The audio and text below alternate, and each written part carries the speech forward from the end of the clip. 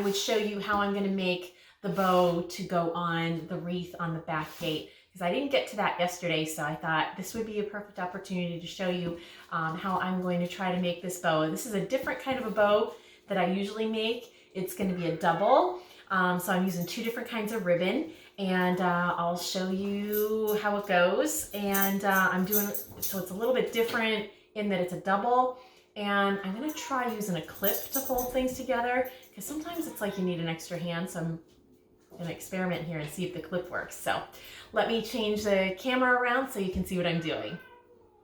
All right, so the supplies for this bow are two different kinds of ribbon. I have a solid gold lame type of a ribbon, and then this is more of like a little bit sheer glittery gold. So I think they're gonna look pretty together. I'm going like really blingy glam here.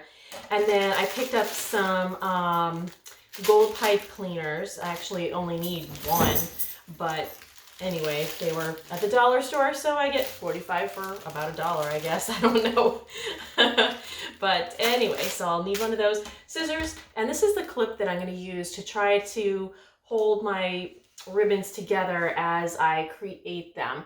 So we'll see how it works out. This is just a clip that was on a clothes hanger to hold like pants and skirts onto clothes hangers, but the hanger broke, so I have a bunch of these that I just use from miscellaneous chip bag closers and whatever. So they're just a handy little thing to have around. So we'll see how that goes.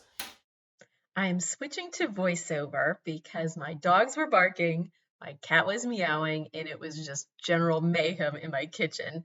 So here we go with a new skill, voiceover. I'm starting out by unwrapping my supplies and getting ready. What I have here is a spool of the gold lame that was 5 yards, and the gold mesh, the gold glittery mesh, was 4 yards, and it was plenty. If I wanted to do a bigger bow, I still would have had plenty of material. But this gold lame has a definite right side and a wrong side. The top is definitely the bright, shiny gold, and as you can see, the bottom is more of a matte, lighter gold color. It's important to know which is the top and the bottom of your ribbons, because you want to have the top side of your ribbon facing downward the whole time. Now that gold glittery mesh really was the same on both sides, so it didn't matter, but the gold lame one definitely had a right and a wrong side. So the top is facing down.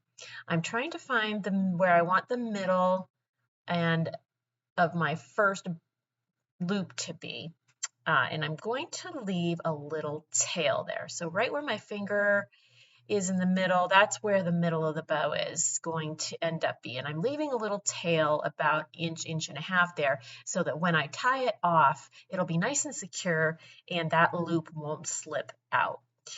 So now I'm unrolling the ribbon and giving myself enough slack so that I can make another loop that's the same size as the one that I've just created.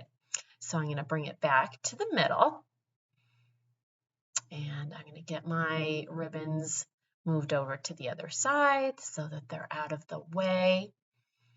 And that is going to be the middle of my bow. It's important to keep your ribbons nice and organized and smoothed out, because what you have to do is every time you pass over the center, you need to twist your ribbon so that you maintain the top side of your ribbon facing down. If you don't twist it, it's going to be facing up. So I'm securing the middle with that clip, and it works really great. So I was really happy with how that clip was working out. It made my life a lot easier. The next loop I'm going to make slightly larger than the first one. You always want to start out making your first loops are going to be your smallest. Then you gradually make them bigger and bigger as you go every pass. So this one I made about an inch longer than the bottom one. So this one's about an inch bigger than the bottom one. And I'm coming across the middle, and as you can see, the top side of my ribbon is now up. So I have to get my ribbons organized, nice and neat and flat laying together. That's the challenging thing with using two ribbons together, is you just have to keep them organized and neat. And as I pass through the middle there, I want to twist my ribbon so that the good side is down. And then I'm going to clip it with the clip to secure it so it doesn't come apart on me. I'm going to reorganize again, get everything nice and smooth and flat and untangled. And again, I'm going to come out now another inch from my bottom ribbon, from my bottom loop, to make this next one bigger. So I've marked with my fingertips kind of where I want that to be. And then I can bring my ribbons over to the other side, passing over the middle. And again, we have to do a twist to get that top of the ribbon facing down. After I do my twist, I can secure it in my clip. And again, I'm just looking at my sizes of my loops to make sure that they look even. All right, now I'm getting myself organized here for my last loop. And again, each one is about an inch longer than the one underneath it. And you can go, again, back and forth as many times as you like. The more times you go back and forth, the bigger the bow is going to be. So I thought that going back and forth 3 times is going to be plenty.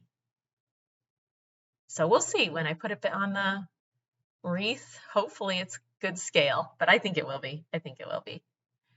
All right, so I'm measuring out another inch further out from my last loop, coming over the center, getting my ribbon straightened out.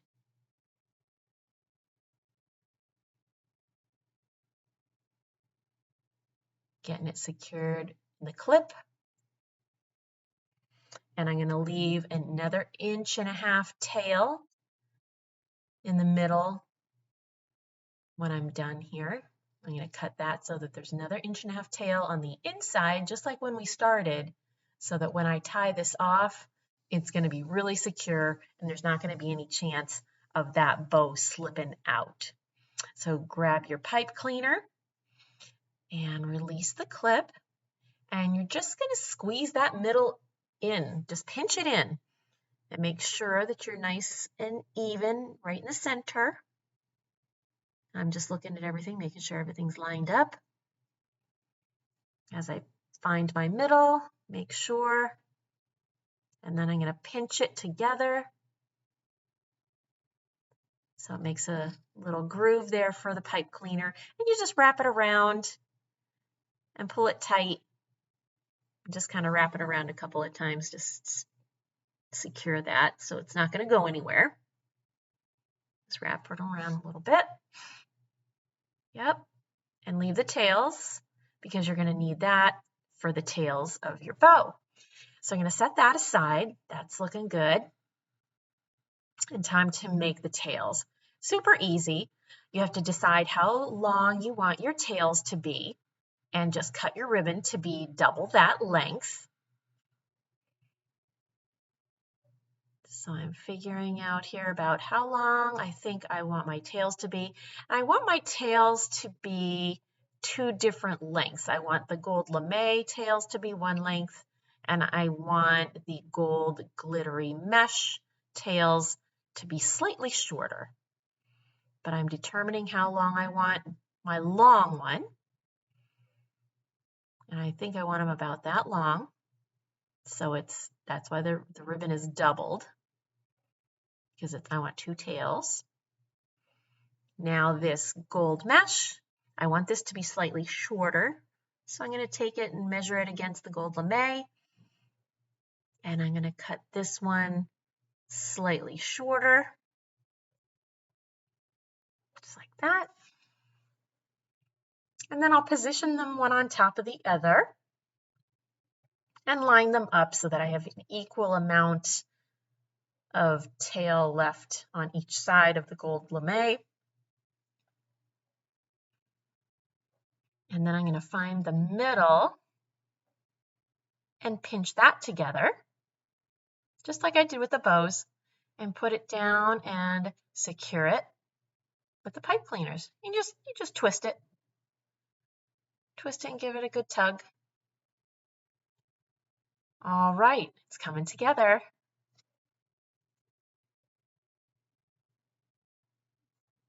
So now I'm going to start separating my loops. And you just pull the one from underneath the other. And I'm trying to go every other one. You'll see I have a lame loop, and then a mesh, then a lame, then a mesh. So I like them to be every other one. So that's how I decide which direction I'm pulling these loops out from underneath. And I'm just giving them a tug and opening them up a little bit so they look more airy and loopy. And you just go to the other side, do the same thing. And then the final ones down at the bottom, you can pull those around so they're more up and down to fill in like the middle of your bow. These are going to be your biggest loops. Let's give them some tugs.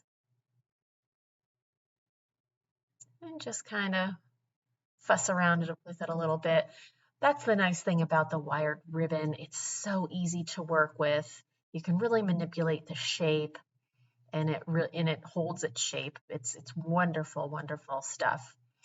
Now the last thing that I'm going to do is I'm going to cut the tails into a decorative cut at the end.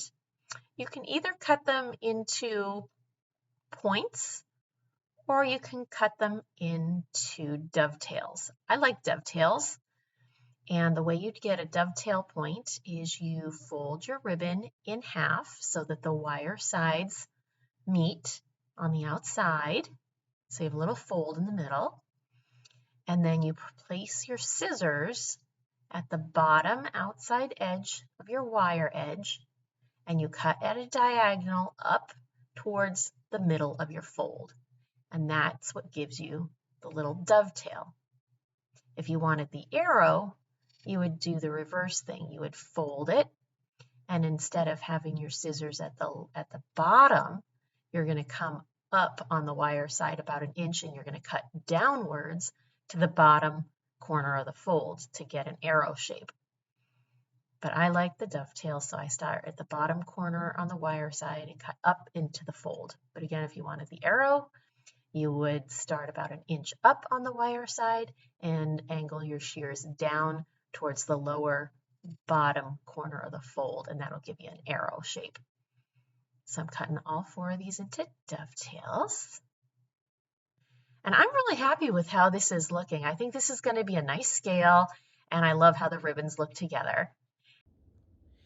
And there it is, all decked out on the wreath, and I think the scale is great, and I just love it. I think that's just so pretty. Looks very festive and very glitzy, which I love. So I hope you enjoyed this video, and I'll see you in the next one. Bye.